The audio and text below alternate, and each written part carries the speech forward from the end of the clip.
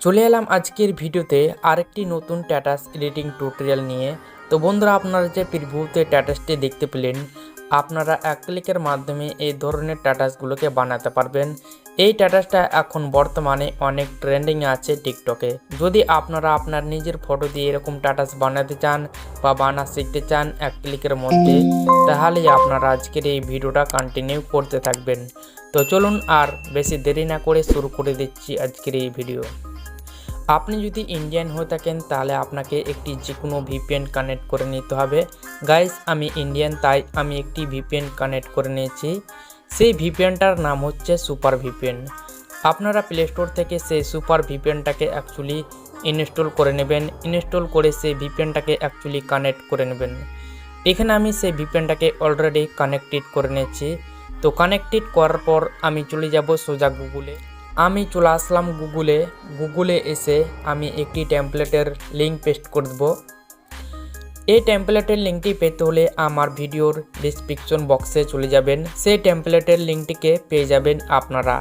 অবশ্যই সেই টেমপ্লেটের লিঙ্কটাকে কপি করে নেবেন এবং কপি করে সোজা চলে আসবেন গুগলে এসে সেই টেমপ্লেটের লিঙ্কটাকে পেস্ট করে আপনারা এখান থেকে সার্চ করে দেবেন। এখানে আমি অলরেডি সার্চ করে দিচ্ছি। তো সার্চ করার পর এরকমই ইন্টারপেজ খোলা আসবে। খোলা আসার পর ইউজ টেমপ্লেট ইন ক্যাপকাটে ক্লিক করে দেবো। দেন আমাকে আরেকটি নতুন ইন্টারপেজে নিয়ে আসা হবে। তো দেখতে পাচ্ছেন আমাকে আরেকটি নতুন ইন্টারপেজে নিয়ে আসা হয়েছে। এখানে আমি নিচের দিকে ইউজ টেমপ্লেট এর উপরে ক্লিক করে দেবো।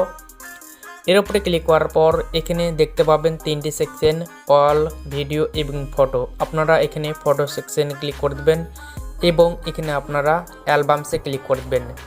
এখানে আপনারা অনেকগুলো ফাইল পেয়ে যাবেন। যে ফাইলে আপনার ফটো আছে সেই ফাইলটাকে অ্যাকচুয়ালি সিলেক্ট করে নেবেন। এখান থেকে আমি একটি ফাইলকে সিলেক্ট করে নিচ্ছি। গাইস, এখানে আমি একটি ফাইলকে সিলেক্ট করার পর এখান থেকে অনেকগুলো পিক আমি দেখতে পাচ্ছি। তো এখান থেকে আমি একটি পিককে সিলেক্ট করে নিচ্ছি। এখান থেকে সিলেক্ট করার পর আপনারা নেক্সট বাটনে ক্লিক করে দেবেন। এখানে আমি নেক্সট বাটনে ক্লিক করে দিচ্ছি। এখানে আপনারা সেই প্রিভিউতে স্ট্যাটাসটি দেখতে পাবেন। আপনারা